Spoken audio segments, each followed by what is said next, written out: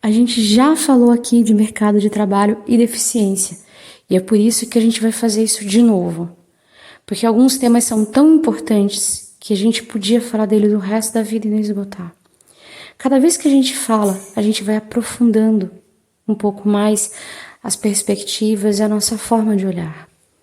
Eu sempre gosto muito de duas perspectivas quando a gente vai falar de qualquer assunto. Mas sobre a deficiência é muito importante porque quase nunca essas perspectivas são contempladas. Primeira perspectiva é a respeito da pessoa humana. A gente não vai conseguir explorar o bastante o que significa você colocar na frente da deficiência a humanidade da pessoa. Quem que a gente é, do que a gente gosta, qual que é a nossa história, além da história de como nos tornamos pessoas com deficiência. Isso é muito importante porque o preconceito e a supercolocação da deficiência apaga as pessoas que nós somos de verdade, apaga a nossa individualidade. E não é raro você encontrar pessoas que existem através da deficiência. Tanto aquelas que superabraçam histórias de superação, e isso as define, né, simplesmente, quanto aquelas que se colocam no comodismo e não têm forças para se mexer dentro da própria vida.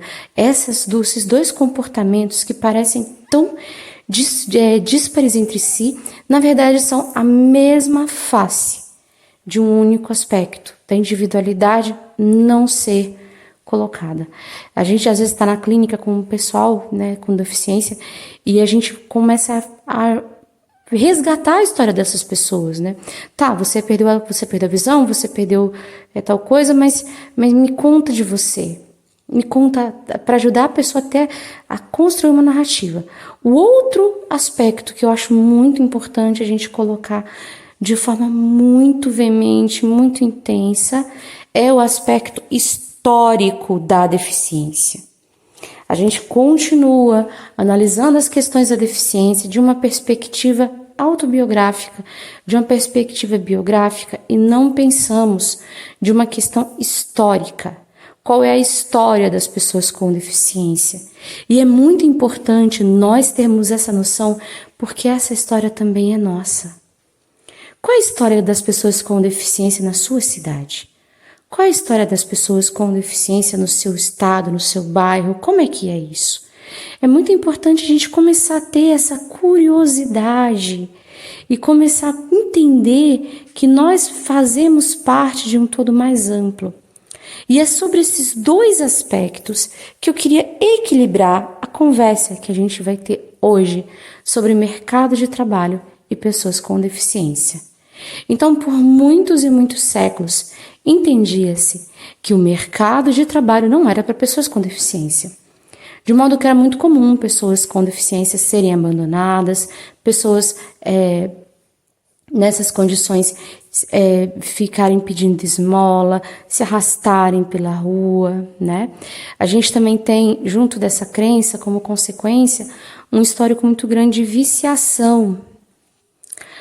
Hoje está diminuindo, mas até bem pouco tempo atrás era super comum pessoas com deficiência viverem para o vício. Então a gente tinha muito alcoolismo, em alguns aspectos drogadição, porque a pessoa entendia-se que ela era um ser humano destruído e que só lhe restava sofrer e penar.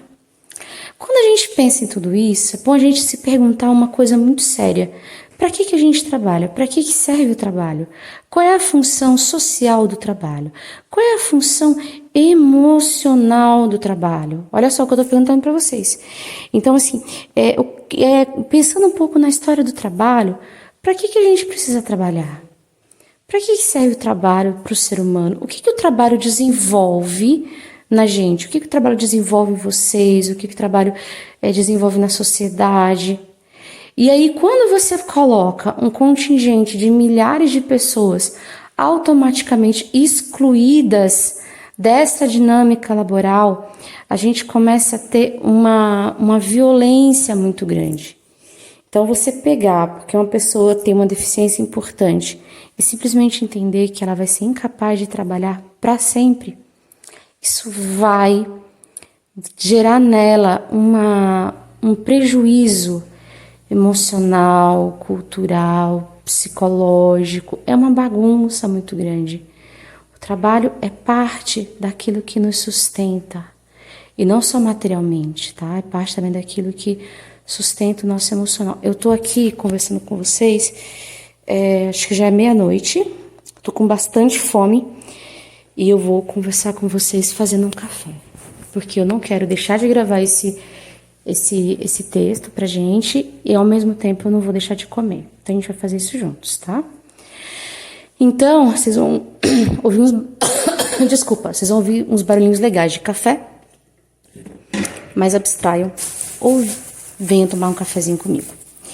Então, quando a gente começa a pensar dessa forma do trabalho da pessoa com deficiência, começamos a perceber que, pouco a pouco, que incluir não é simplesmente permitir estar. É colocar esse indivíduo historicamente excluído dentro da roda das experiências humanas. É ajudar a nos devolver o status de humanidade. É muito importante a gente olhar para isso e ser assim muito claro. Então, antigamente o pessoal tinha a profissão do cego. O que o cego pode fazer? Muito pouca coisa. E hoje, quando você tem, por exemplo, um jovem na posição de se colocar profissionalmente, ele vai precisar fazer uma escolha muito diferente da maioria. A gente não pensa só, nossa, eu quero trabalhar, o que eu quero fazer, o que eu gosto de fazer. Não, a gente pensa assim, eu vou dar conta de enfrentar os desafios e as restrições sociais que essa minha escolha vai oferecer? Entende? Então, por exemplo, quando a pessoa passa num concurso, por exemplo, ela vai passar e ela vai ter que ser avaliada depois, né, pelo médico, que ele vai dizer se ela tá ou não é capaz de exercer a função. Só que assim, isso é baseado no pensamento dele, tá? A gente teve recentemente casos de pessoas com deficiência visual que fizeram o concurso, tiveram uma ótima aprovação, né? E obviamente fizeram a faculdade, obviamente se formaram, foi porque cumpriram os estágios obrigatórios da faculdade. E aí o que aconteceu? Essas pessoas, quando chegou na hora delas assumirem a vaga do concurso para o qual elas tinham passado, tinham estudado, para uma função que elas estavam amplamente capazes, o médico, baseado na sua opinião, sim, falou que não era capaz, só basicamente olhando para a pessoa assim. Né? Então, esse é o tipo de situação, esse é o tipo de situação que não está submetido ao trabalhador comum. Então, a gente que tem deficiência, a gente está em suspeição. A gente está em constante suspeição. E é muito importante a gente deixar isso claro. Não numas da gente se vitimizar, ah, meu Deus, mas numas da gente se organizar emocional e mesmo coletivamente, da gente conseguir se organizar, da gente conseguir se colocar e a gente conseguir ter expectativas realistas. E quando eu falo de expectativas realistas, não é pra gente sonhar baixo, não é pra gente querer pouco, mas é pra gente não levar um susto tão grande quando as coisas acontecem. Porque a condição histórica da pessoa com deficiência é, por questões históricas ainda, uma condição de suspeição. Então, quando você fruto, né, vamos falar assim, do mito do exemplo de superação, é a ideia, né, de que na verdade a gente não é capaz. Porque veja bem, se a gente fosse pessoas capazes, ninguém ia dar os parabéns porque a gente consegue colocar um pé na frente do outro. Ou porque a gente está simplesmente andando na rua e bem-humorado. Então, na verdade, a teoria do exemplo de superação esconde um preconceito inato muito forte, né? Que quando você... Eu tenho uma teoria... Eu esqueci o autor disso, me perdoem, gente. Eu tenho uma teoria que é assim... Eu entendo que todas as pessoas do signo de Câncer são emocionalmente desequilibradas. Se aparece uma pessoa do signo de Câncer que é equilibrada, ela é exceção. Ela não vai me fazer rever a minha teoria astrológica sobre o signo de Câncer. Ela vai fazer pensar, nossa, este canceriano é diferenciado. Porque, realmente, todas as pessoas de Câncer são desequilibradas, são loucas. Né? Então, quando a gente tem uma teoria arraigada e algo mostra que essa teoria não é exatamente assim, em vez da gente questionar a teoria, a gente coloca a pessoa numa posição de exceção. Porque é uma forma de eu continuar mantendo a minha teoria. Tá bom? Então, quando eu começo a pensar dessa maneira, é a suspeição que paira sobre a pessoa com deficiência quando passa num concurso, por exemplo. Não adianta só você mostrar que é capaz, você precisa fazer isso de novo. Eu lembro que um dia, uma professora de psicologia que eu amo demais, que eu admiro demais, e que ela busca enxergar a deficiência além de um fenômeno isolado, ela falou para mim, Jô, é minha impressão, ou pessoas com deficiência são inseguras, têm problema para escolher a profissão. Eu falei, não é questão de elas serem inseguras para escolher a profissão. É porque elas não vão pensar somente, nossa, será que eu quero fazer isso? Elas vão pensar, será que eu vou ter coragem de enfrentar os desafios inerentes a isso aqui que eu quero fazer? Né? E aí também a gente tem muito embarreiramento. Porque, assim, essa questão da gente estar sempre em suspeição, né? E essa teoria não é minha, da gente estar sempre sob suspeição de perder o valor social, de perder a nossa capacidade, faz com que a gente sofra. E a pessoa tem medo de encarar um sofrimento muito grande. Então, imagina um professor capacitado, que obviamente estudou para estar ali, né? E ele escuta a seguinte frase: nossa, que gracinha, como ele dá aula direitinho, parece mesmo professor. Imagina, assim, um professor ouvindo isso. Mas, pera lá, se ele é um professor com deficiência, é uma colocação justificável. A pessoa pensa que isso aqui é um elogio, a pessoa tem que até agradecer de ouvir isso, né? E não é bem assim.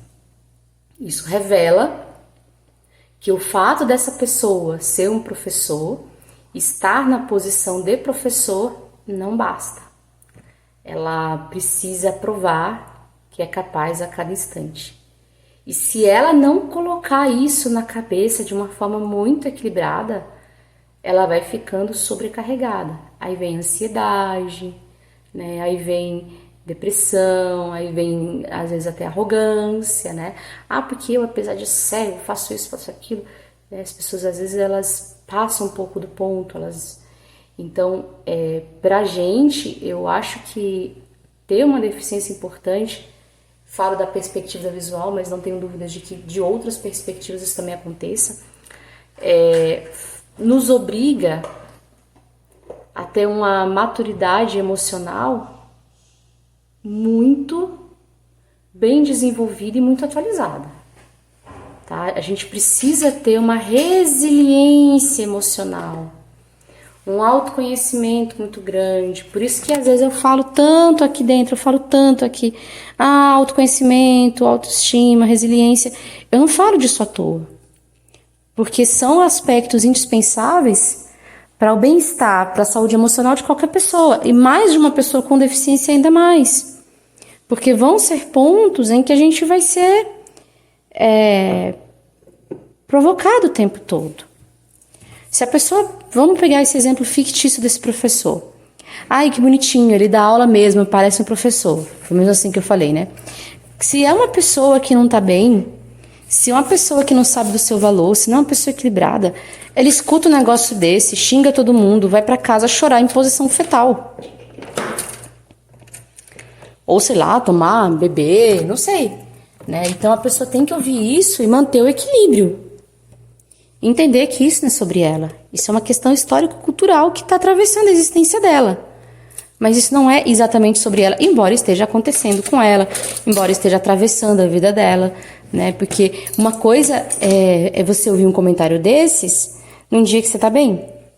Num dia que você não tá bem, não é. E aí também tem a questão assim, pessoas às vezes estão no emprego, exercem uma função, mudam as condições do emprego, muda o chefe, muda a administração e ela está com a posição em xeque, porque ela não sabe se as pessoas que vão entrar lá estão dispostas a trabalhar com a pessoa sem deficiência. Com deficiência, perdão. Porque muita gente simplesmente fala, eu não quero trabalhar com essa pessoa porque ela é cega. Eu acho que ela não está apta. Né? E em muitos casos a pessoa tem realmente a liberdade de mudar a pessoa de função, a pessoa de lugar, dependendo do cargo, da situação. Então, a posição da gente, mesmo quando a gente está incluído já, que a gente encontrou um emprego, uma colocação, via de regra está em xeque. E é muito importante a gente ter isso na cabeça, a gente falar abertamente sobre isso, repito, não para a gente se vitimizar, para a gente abaixar a cabeça e chorar, para a gente pensar como o mundo é mau, mas para a gente poder se fortalecer. A regra do jogo é assim? É por isso? Tá. Como é que desmonta? Porque a questão aqui é essa, como é que desmonta? Se vocês puderem, contem nos comentários, contem aqui lá no Clube da Terapia ou nos comentários, qual é a sua história com a profissão. Você tem uma profissão? Como é que você ficou nessa profissão? Como é que você estudou? Você não tem uma profissão? Você gostaria de ter? Você está estudando para ter uma profissão, mas você ainda não sabe se vai rolar? Você queria ter uma profissão, mas não tem coragem de correr atrás porque você sabe o que isso significa? Poxa, conta pra gente. Vamos conversar sobre isso, vamos se escutar. Tá bom? Um abração.